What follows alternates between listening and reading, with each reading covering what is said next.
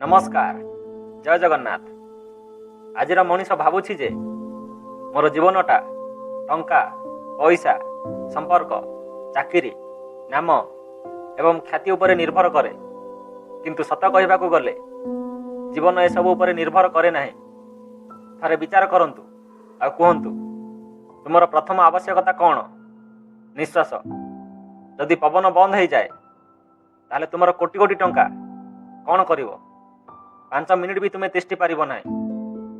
तुमर जीवन कहा उपरे आधारित अछि? पृथ्वी उपरे।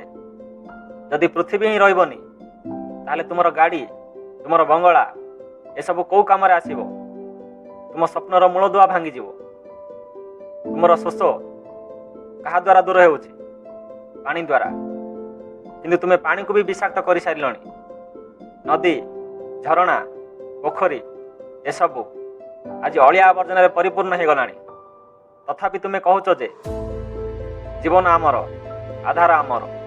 भाई जीवन आधार होछि जहाँ न मागिले मध्य तुम्हें प्रति मुहूर्त में पाई पारुछ। किंतु चिंतार विषय होछि जे जो विषय गुड़िक सबुठारु गुरुत्वपूर्ण अटे आमे ताको हल्का बोली भावुछु। तुमर जीवन टंका उपरे नुह, अम्लजान उपरे निर्भरशील। तुमर जीवन संपर्क उपरे नुह, प्रकृति उपरे निर्भरशील। तुमर जीवन नाम एवं ख्याति उपरे नुह, सूर्य किरण उपरे निर्भरशील। किंतु मनीष ए सब भूली जाउछि। से भाबुछि जे मु मोर कठिन परिश्रम रे बंचिछि। ना, तुमे जीवित अछ कारण पृथ्वी अछि, पानी अछि, वायु अछि, अग्नि अछि। जदि एगुड़िकर जत्न न निया जाए ताहले अन्य सब किछि व्यर्थ हो जीवो। स्वप्न भी नष्ट हो जीवो और तुमर साम्राज्य सब जाली पोड़ी पाउंस हो जीवो। तेणु जहाँ उपरे जीवन आधारित अछि ता उपरे ध्यान दियंतु।